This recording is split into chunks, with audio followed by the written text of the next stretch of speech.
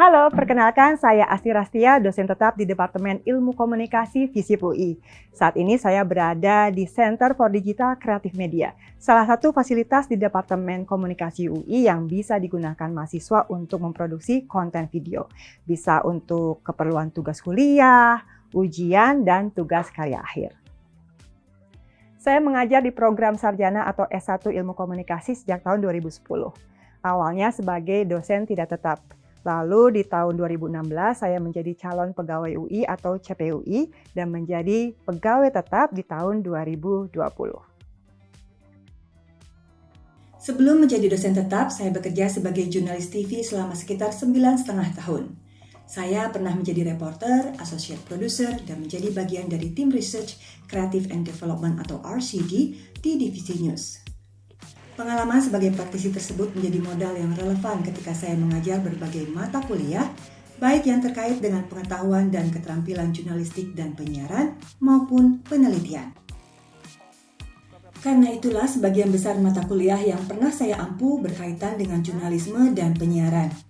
Di antaranya pengantar jurnalisme, menulis naskah berita radio dan televisi, produksi berita dan feature televisi, jurnalisme video, jurnalisme naratif, dan penelitian terapan komunikasi. Namun, saya juga mengajar beberapa mata kuliah yang sifatnya lebih umum, seperti komunikasi antar pribadi dan komunikasi global. Di video ini saya akan menceritakan salah satu mata kuliah yang pernah saya ampu, yaitu jurnalisme video. Mata kuliah ini diberikan ke mahasiswa sarjana ilmu komunikasi yang memilih peminatan jurnalisme di semester kelima. Namun mata kuliah ini juga terbuka sebagai mata kuliah pilihan untuk mahasiswa dari peminatan lain, yaitu kajian media, periklanan dan hubungan masyarakat, serta mahasiswa sarjana dari jurusan lain di UI.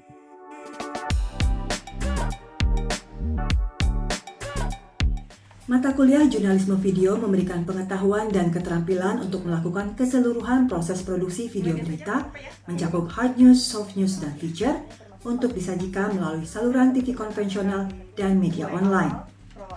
Mahasiswa akan melakukan praktik pembuatan video berita, mulai dari perencanaan termasuk penentuan topik berita dan narasumber, pengumpulan data, pengambilan gambar dan wawancara, penulisan naskah, hingga penyuntingan atau editing yang menghasilkan materi berita audiovisual yang siap ditayangkan.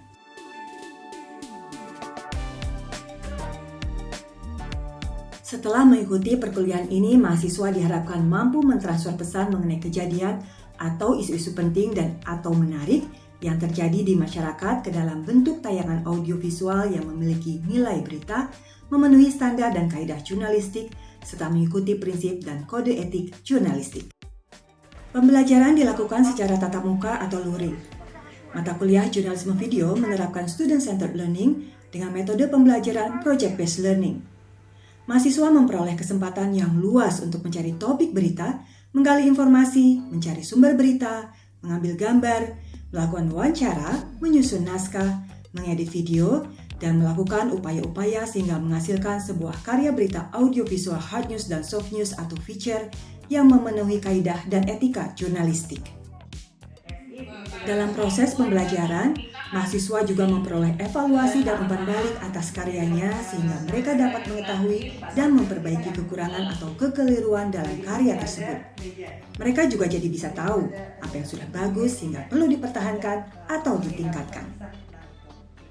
Dalam pembuatan dan penyuntingan video, mahasiswa dibebaskan untuk menggunakan kamera video profesional atau kamera di telepon genggam dan software atau aplikasi editing apapun.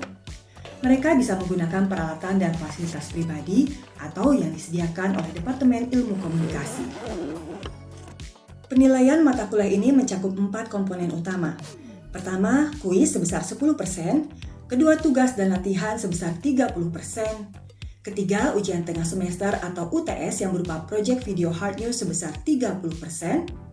Komponen nilai terakhir adalah ujian akhir semester atau UAS yang berupa project video feature sebesar 30%. Oke, ditunggu ya. Makasih udah diingetin ya, Mbak. Sama-sama. Baik. Selanjutnya saya akan mengajak Anda melihat contoh interaksi saya dengan mahasiswa dalam micro teaching berikut ini. Nah, tadi kalian udah tonton 2 contoh jurnalisme video. Sekarang, menurut kalian apa sih jurnalisme video itu? Kalau misalnya berdasarkan video tadi tuh lebih ke jurnalisme video itu menampilkan berita yang membahas tentang peristiwa ataupun orang atau figur dalam bentuk video sih, Mbak. Ya, ada yang mau menambahkan? Mungkin beritanya itu dalam bentuk video, Mbak, dan itu biasanya menyampaikan informasi dari si jurnalis, melalui narasi dan juga, langsung, penuturan narasumber dan bisa juga menggunakan teks. Ya, terima kasih Maureen dan Fatan. Jurnalisme video itu merupakan multimedia storytelling. Kenapa multimedia? Karena menggunakan lebih dari satu media. Jadi bukan hanya cetak atau foto atau suara, tapi ada berbagai media di situ. Makanya disebut multimedia storytelling, yaitu penyajian jurnalisme visual atau berita yang menggabungkan tayangan gambar. Gambar ini bisa berupa foto atau video, lalu ada suara, ada teks, bahkan grafik jika dibutuhkan. Jurnalisme video ini kemunculannya atau populernya istilah jurnalisme video ini itu ada pengaruh kuat dari keberadaan internet dan perkembangan teknologi digital. Jadi internet itu mungkin teman-teman juga pernah bahas di mata kuliah lain menyebabkan media cetak, koran, majalah tradisional itu kan kehilangan banyak pembacanya ya, sehingga mereka berusaha beradaptasi. Salah satunya di awal-awal mereka kemudian membuat website kan. Jadi memindahkan konten yang biasanya mereka hanya publikasikan di cetak atau di koran atau di majalah, kemudian juga di website mereka. Kemudian mereka mulailah mencoba dengan ada slideshow foto yang diberi suara. Jadi pada saat itu si fotografer bukan hanya mengambil fotonya saat mereka lagi liputan, tapi juga merekod audionya. Jadi di situ ada slideshow gambar dan audio. Kemudian berkembang bukan hanya foto, tapi juga video. Nah, hal yang lain juga yang mendorong munculnya jurnalisme video ini adalah beralihnya penonton TV ke web. Selain itu, perkembangan teknologi digital menyebabkan semakin terjangkaunya peralatan liputan dari mulai kamera, mic, terus lighting dan sebagainya. Jadi selain lebih murah juga lebih compact, lebih kecil. Kemudian trennya adalah jurnalis didorong untuk multi skill. Jadi dia bisa menguasai dari hulu ke hilir, dari pra-production sampai ke post-production. Makanya kemudian ada istilah backpacker jurnalis, atau solo operator, atau kalau terkait ke mata kuliah ini, video jurnalis. Ada yang pernah dengar dan bisa menjelaskan? Saya Mbak. Jadi sepanjang pengetahuan saya, video jurnalis itu adalah kemampuan seorang reporter untuk mengemas sebuah berita mulai dari awal hingga akhir yang selama prosesnya itu dikerjakan sendiri, mulai dari pemilihan topik, kemudian idenya, kemudian storyboardnya, bahkan wishlist, dan bahkan untuk pengambilan gambar, untuk take video, gambar, foto, dan lain-lain itu dikerjakan oleh si jurnalisnya itu. Pun dia juga punya kemampuan untuk mengedit video itu sendiri, dan bahkan sampai di tahap dia mempublish dan share ke orang-orang. Itu sih Mbak. Ya, betul. Jadi video jurnalis itu menguasai skills dari mulai pra-production dan post-production. Nah, sebenarnya istilah video jurnalis ini bukan sesuatu yang baru muncul beberapa tahun belakangan ini atau setelah media sosial menjadi sangat populer. Setidaknya sejak waktu saya pertama kali jadi reporter televisi di tahun 2002, itu sudah ada istilah atau digunakan ya video jurnalis ini. Dan stasiun televisi tempat saya bekerja saat itu bisa dibilang sebagai pelopornya lah, disebutnya VJ. Jadi semua karyawan baru itu kan dapat pelatihan ya, dapat training. Nah di trainingnya itu meskipun masing-masing sebenarnya sudah ada, oke, ini jadi camera person, ini jadi reporter, ini jadi editor, itu tetap dilatih pengetahuan dan keterampilan reporting seperti apa, mengoperasikan kamera seperti apa, editing dan seperti apa. Dan ada beberapa teman-teman saya waktu itu yang beneran jadi VJ gitu loh, bener-bener piawai, menguasai benar-benar skills menjadi reporter, menjadi camera person, bahkan ada beberapa yang juga sangat piawai dalam editing, bahkan ada yang juga bisa presenting. Jadi kadang-kadang hari ini misalnya dia bertugas sebagai reporter, besoknya dia bisa ditugaskan menjadi camera person. Pernah suatu ketika dia jadinya sendirian.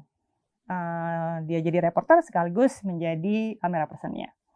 Nah, buat saya pribadi nih yang kerasa ketika itu meskipun desk utama saya adalah reporter, tapi dengan menguasai skill sebagai camera person juga editor adalah ketika saya mencari data di lapangan, termasuk ketika mewawancara, saya tuh udah bisa ngebayangin, oke, saya mau cerita tentang apa, visualnya seperti apa, storyboardnya seperti apa.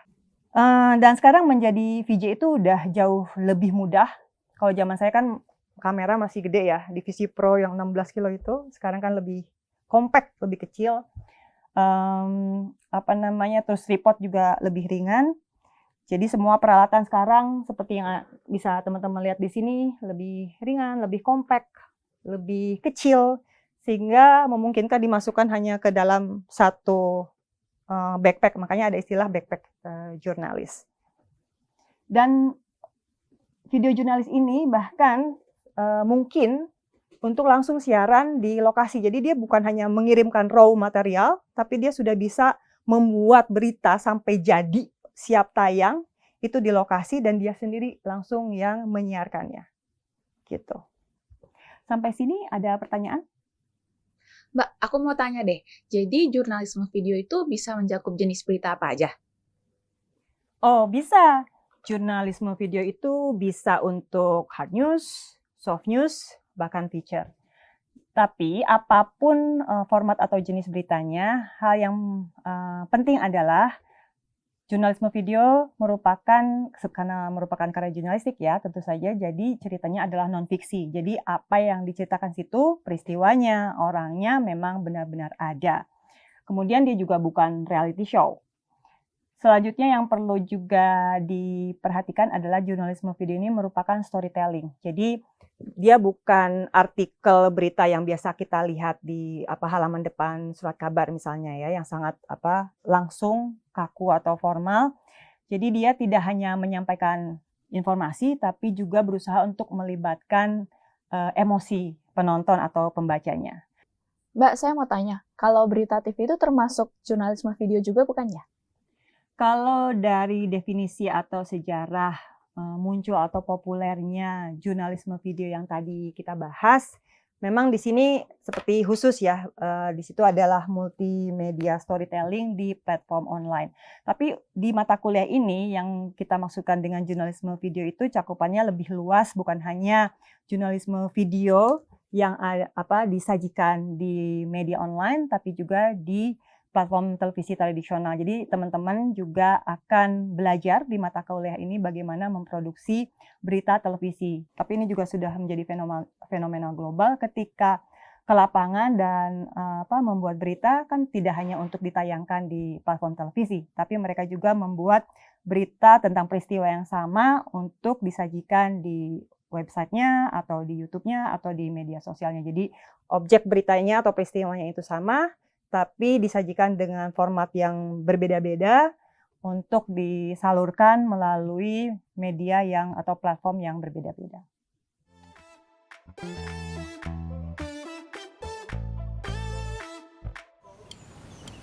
Demikian sepenggal cerita tentang saya dan salah satu mata kuliah yang pernah saya ampuh. Terima kasih telah mengikuti cerita saya dalam video ini. Saya Asy Rastia, pamit undur diri.